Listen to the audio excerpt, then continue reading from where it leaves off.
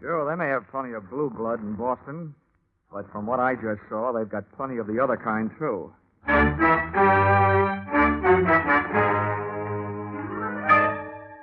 This is another in the adventures of America's fabulous freelance insurance investigator, Johnny Dollar. At insurance investigation, Johnny Dollar is only an expert. At making out his expense account, he is an absolute genius.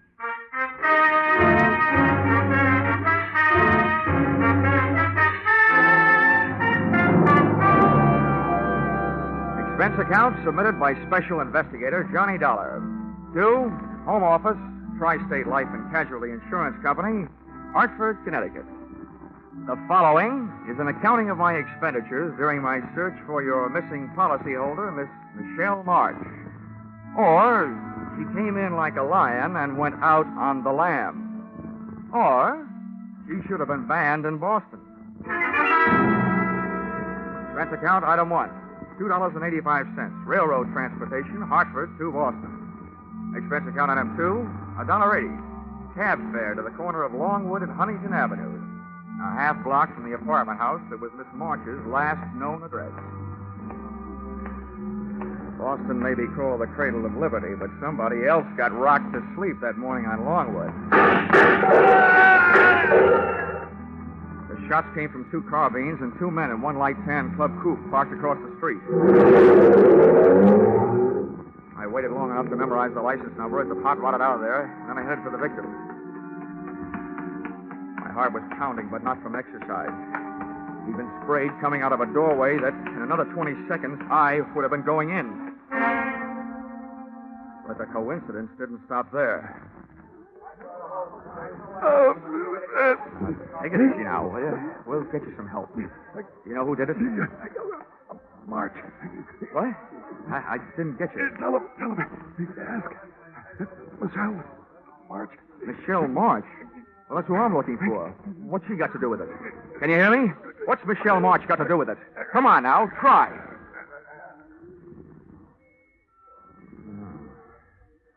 I wonder if I should have stayed in Hartford. But it hurt, but I sure heard it.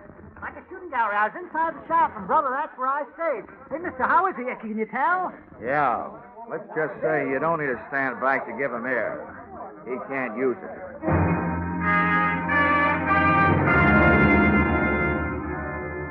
While the 2 limelight-happy characters from the crowd argued about who was going to notify the police, I disappeared from the scene by way of that desk doorway, pausing inside just long enough to learn from the buzzer panel that Michelle March's apartment number was, unluckily, 213.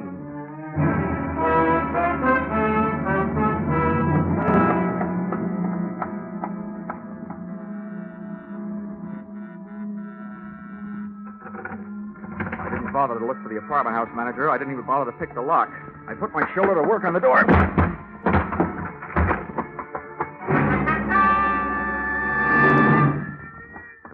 Apartment to search, but it didn't offer anything to find. The only thing even faintly resembling a lead I found on the floor behind the bureau. A book of matches that advertised Boston's best bar by far, Flannery's, with an address on Washington Street. About then I decided that rather than being found at the scene of breaking and entering, I'd look up the police at the scene of murder.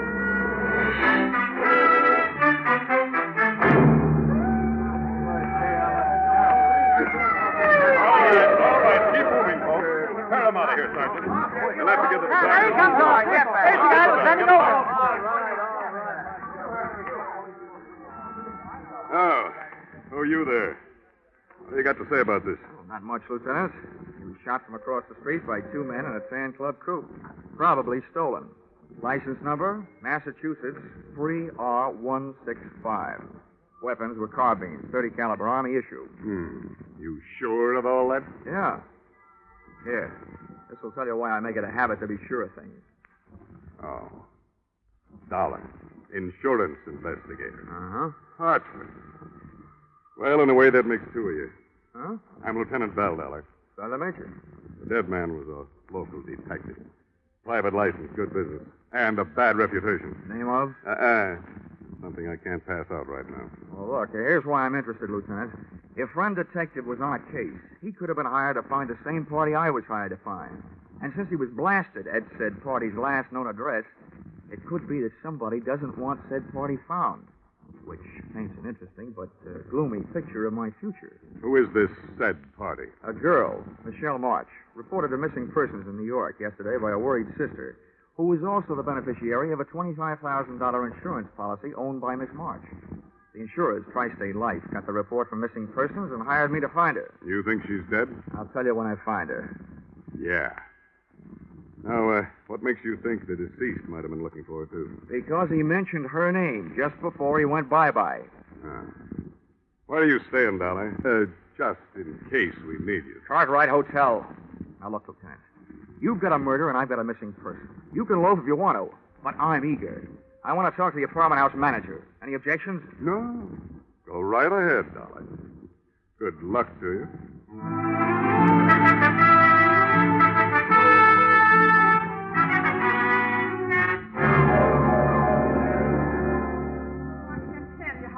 I am over this, Mr. Dollar. I've managed rooming houses for over 30 years in Boston, some very nice ones, too. This is the first murder I've ever had. Oh, why did fate point at me? Fate didn't point, Mrs. Macy. The gentleman was knocked off because he was involved with one of your tenants. Oh, that's impossible. I've tried so hard. References, my own personal observation. Oh, I'm glad to hear that, Mrs. Macy. In fact, the more personal your observations were, the gladder I'll be. Well, it isn't that I snooped, Mr. Dollar. Oh, of course not, Mrs. Macy. Who was it? Michelle Marsh, 213. Oh, she's a lovely girl. But her habits were quite irregular. Often came in late. Oh. I understand she hasn't been staying in her apartment for the past 2 weeks. Do you know where she went? Why, no, but I did happen to be just outside her door when she came out with a suitcase and her gentleman caller. Her employer, I believe she said. Something about some work they had to do in the country. Uh-huh. She leave a forwarding address? She had little reason to do that. Why, all the time she's been here, the only letters she's gotten is from somebody in Chicago. One a month. A man, I'd say, from the penmanship. Didn't get one this month, though. Do you, by any chance, remember what those letters said? Oh, you young upstart. I'm only trying to help. I know, Mrs. Macy. You're a lovable old gossip.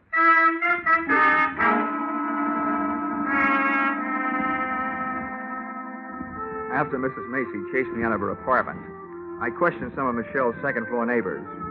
What they gave me only augmented the story I already had. She hadn't been seen in the company of anyone for 4 or 5 months, until Dapper, medium build, and Swarthy took over. All of them had seen him. None of them knew his name, but they all agreed he was the guy Michelle Marsh had marched away with. Everything I learned added up to a dame getting tired of waiting for somebody in Chicago and ducking out with somebody else. It would have looked that simple if it hadn't been for that detective who had so recently taken up new headquarters in the city morgue.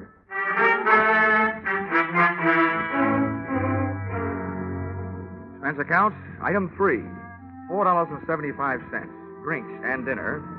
After which, expense accounts, item 4, $180, taxi ride, taken on the strength of the weak clue I found on Michelle's apartment floor. The match folder from Boston's best bar by far, Flannery's. Flannery's look like they wouldn't want to know how old you are, but how many stretches, and in what prisons. Above a row of greasy bottles, the wall behind the bar was covered with pictures of fighters, right from old John L. up to Rocky Graziano. But none of them looked as brutal as the 8 or 10 gorillas who had their feet on the brass rail. I decided this was no place to ask for a lady, so I asked for a drink. Yeah? Straight rye. Double.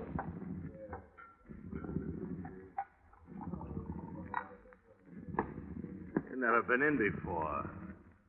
Where are you from? I'm trying to forget. Has, Blackie been around lately? Who's Blackie?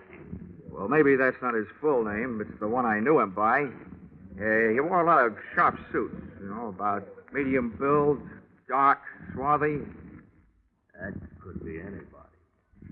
Now drink your drink, pay for it, and move along. Now, wait a minute. Now, I haven't got anything against the guy. I'm looking for a dame that's with him, see? What's the freeze for? I need the room, expecting a private crowd. Now beat it. Climb off, Flannery. Oh, Maybe I want to talk to these guys. I'll see that, Van. Yeah, look, so I'd beat him with the... I'll get closed up again if I get any more trouble this week. Take him outside, Roxy, huh? Shut up. What's this Niles name you're looking for? Michelle Marsh. You know her? Yeah. Let's go someplace to talk. Thanks for the invitation, but let go of the arm. You get gangrene when the circulation is cut off. Sorry. Come on. What makes you so upset about the lost Michelle? What do you want with Louis Marine? Louis Marine. If he's the guy she's with, all I want him to do is to point her out. You and me might get along at that. It'd be worth plenty to... Look out! Get this rifle! Hey!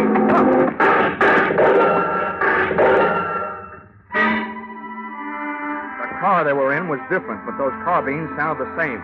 I rubbed my nose raw, trying to bury my head in that sidewalk. I knew they had to empty those carbines sometime, but instead of sounding better, it started to sound worse. I twisted my head, shot a look at the street, saw one of the attackers in the process of falling out of one of the windows of the gun car. Closed my eyes again and realized why they never let my kind of insurance investigator be a policyholder. I'd been sent to find a missing girl, and there I was in the middle of another Boston massacre.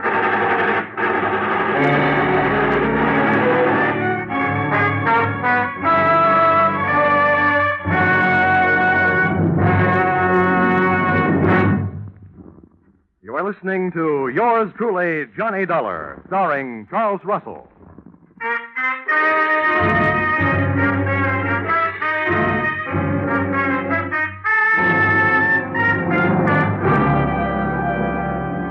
It took a full 20 seconds after the smoke of battle had started to clear for me to realize that I'd been saved by the arrival of fire support from an unexpected source, the police. I looked around for my new friend and brother target, Roxy, but he had disappeared. A wave of suspicion broke over my flow of thought with this question.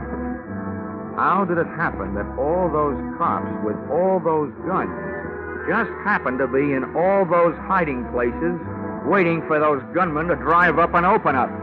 Answer, a hunter's stew like that usually calls for a pigeon. I didn't feel like flying, but I did, straight back to my hotel, with one landing and a newsstand. An evening paper gave me everything else I needed, except the feathers. But I wasn't exactly cooing when I got to my hotel room phone and put a call through to the Boston police.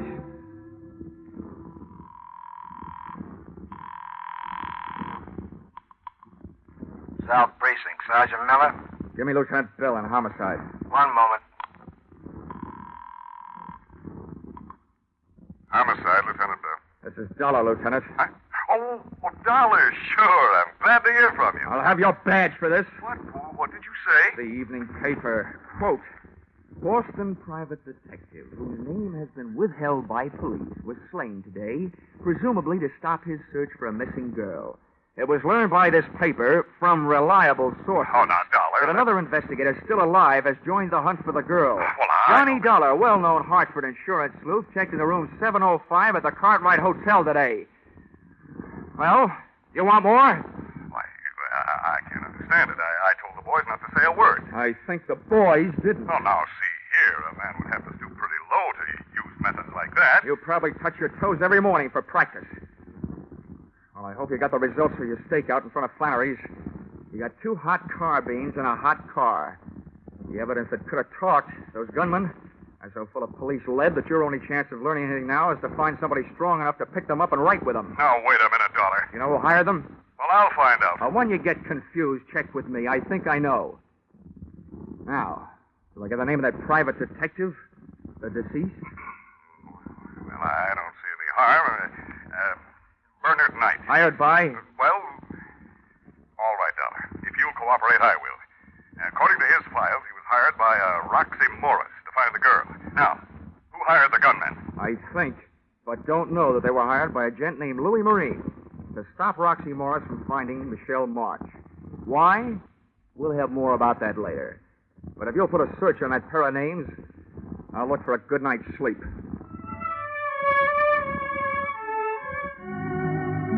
And after that sidewalk, it was easy to find.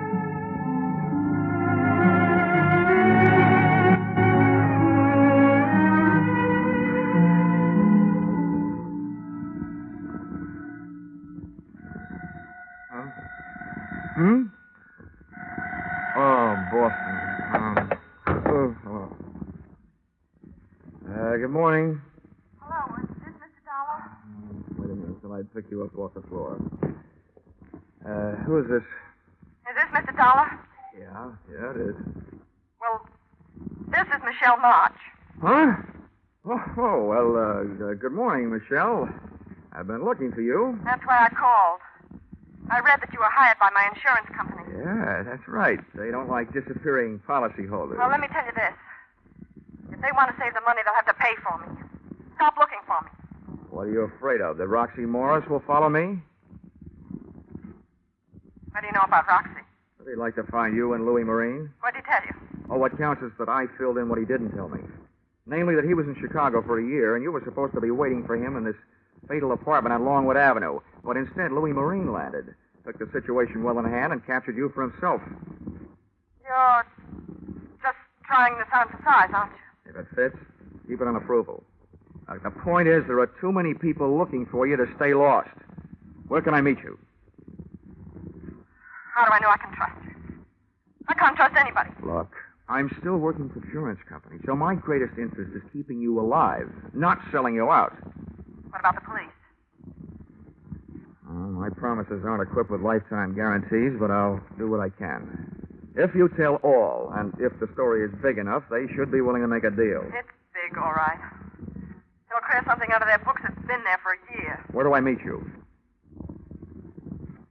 You know where Charlestown is?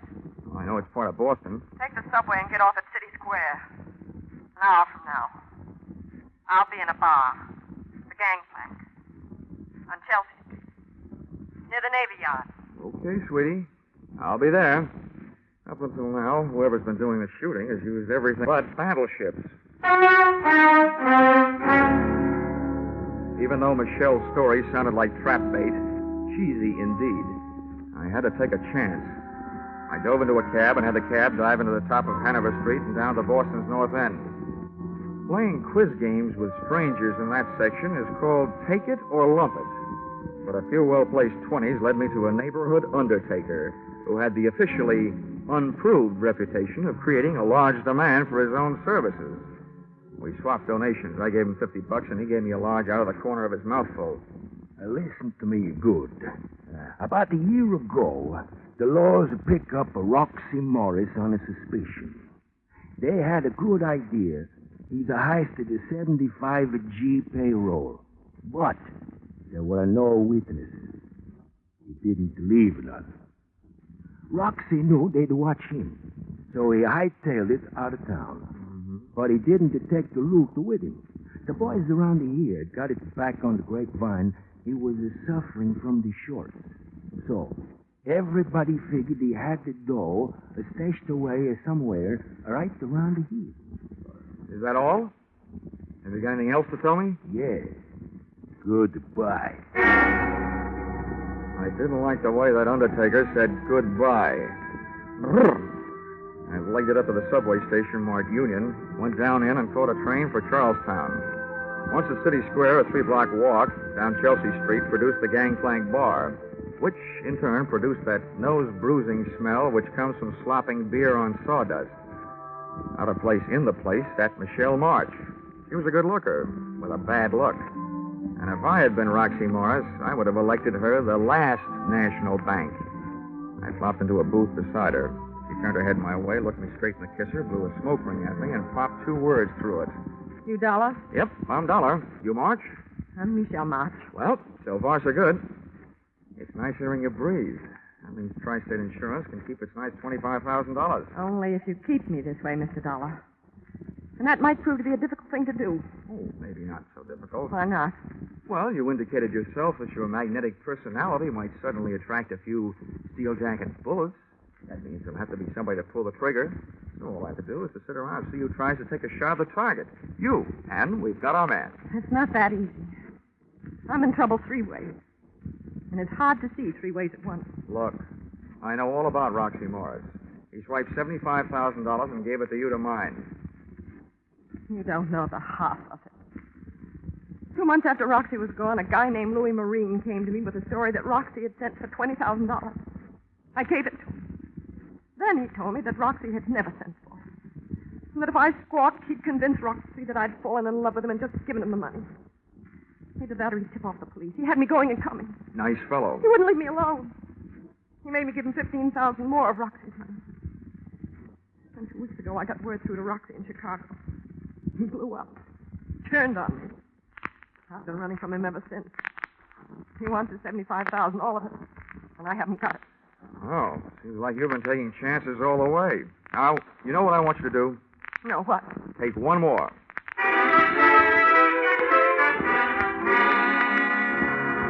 I told Michelle what I had in mind for her, during the next few hours at least, and grabbed a cab back across the bridge into the north end. Expense account item 5, $50. Another donation to my expensive undertaker. This time I paid him for talking, but not to me. Then I took over the telephone and dialed my way through to the guy to whom I was about to give a chance of becoming the ding-dong daddy of the Boston Police Force, Lieutenant Bell. Yes, Dollar, this is Lieutenant Bell. Bell, how would you like to get the goods on Roxy Morris? Well, I'd like it fine. Okay. And along with that, how'd you like to pin a receiving stolen property rap on Louis Marine? I hope you aren't just being salty, Dollar. I'm not, Lieutenant. Now, look, you may have to do some trading with the gal, honest to you. Yeah? You may have to promise her some time off for verbal good behavior. Well, such things are possible. All right, what's the pitch? Listen, I have baited a tall, thin granite trap for Roxy Morris and Louis Marine. The bait is Roxy's ex-girlfriend, Michelle Marsh. Okay, what then? I had a tipster call Roxy Morris and tell him that Louis Marine was meeting Michelle at a certain place at 3 o'clock this afternoon. Yeah? I also had Mr. Blabbermouth call Louis Marine and tell him that Michelle is meeting Roxy at the same time and the same place. What? I had him tell each of the gentlemen that Michelle was meeting the other one with what's left of the money in cash. Oh, you've started a war, Dollar. But if it does the trick, it's worth it. All right. What's my move? First, call the place where I've arranged a surprise party and tell them to get rid of the public. Also tell them to let a girl named Michelle March come and go as she pleases. Also me. Oh, don't tell me you've set this thing up in a public place. Where is it? Lieutenant Bell, what I want is for those two characters to run up a blind alley. And when I say up, oh, brother, they got the word the Michelle meeting would be held at the top of the Bunker Hill Monument. Oh, no. And you might remember what General Prescott almost said.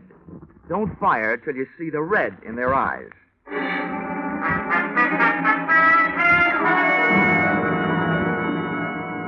I was back in Charlestown and at the base of the Bunker Hill Monument at 2:45. The door of the museum at the bottom was open, but a state park officer stood by its side. I told him who I was, and he nodded me through the bronze doors.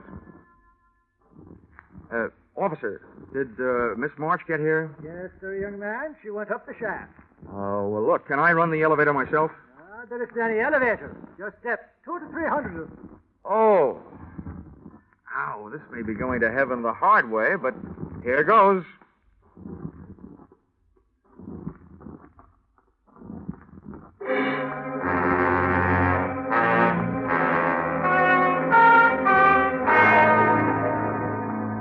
Halfway up the winding granite stairs, I yelled for Michelle.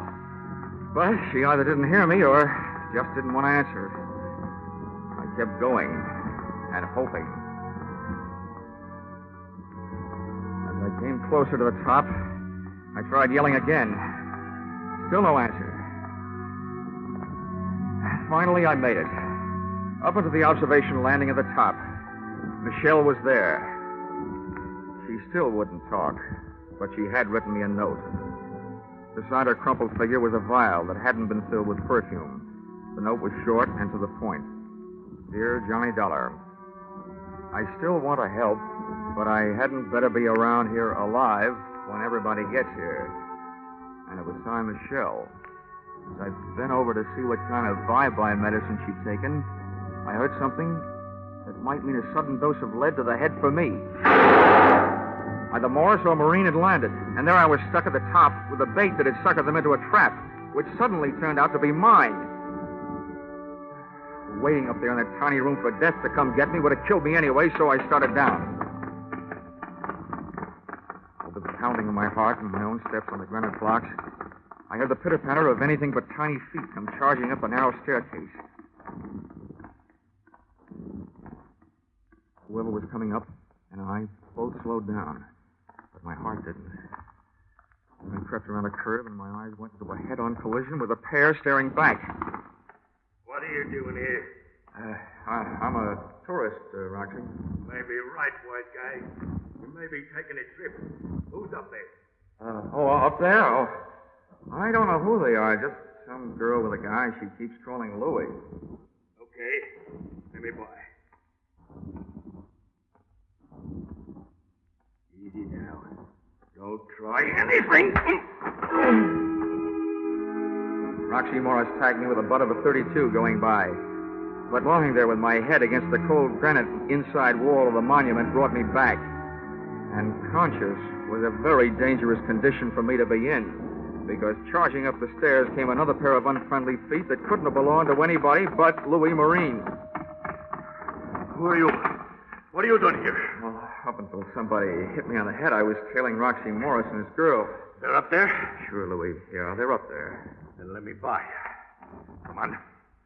Get up out of my way. Okay. Go ahead, by. Yeah. But wait a minute. I got ID. Come on, chum. Ahead of me. Up you go. You can affront for me. Move! Louis had a gun at my back, and Roxy had one waiting for me up front. We took the last few steps up to the top real quiet-like. When my eyes came level to the floor of the observation room, Roxy was bending over Michelle, but he snapped up in a hurry, and his right hand was loaded with heat. Louis pushed me ahead of him, up and in. I stood there between them, listening to them grind their teeth at each other, with one foot under Michelle's arm. Then I got two big shocks. A scream from Michelle just before she snatched my legs out from under me.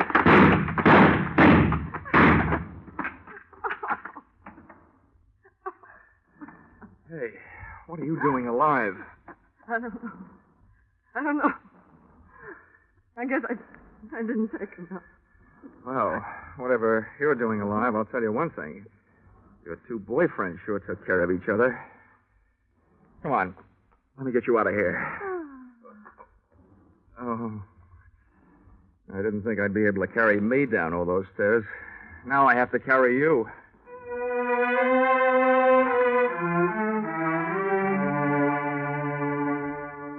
Expense account, item 6, $20. City Hospital. Having Michelle's stomach pumped out. And the way Michelle took my suggestion that she voluntarily turn herself over to the police was very good. Lieutenant Bell was very cooperative. Otherwise, I might let it be known that the reason that he didn't show up on time to help me in the 1949 Battle of Bunker Hill was because he forgot to reset his watch at the end of daylight saving time. He showed up for our 3 o'clock appointment at 4. Expense account total, $786 and no cents. Signed, yours, truly, Johnny Dollar.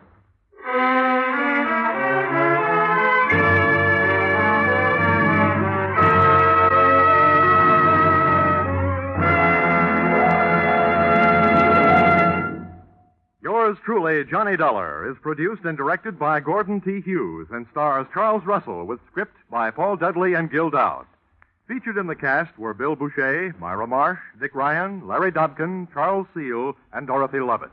The special music is written and conducted by Leith Stevens.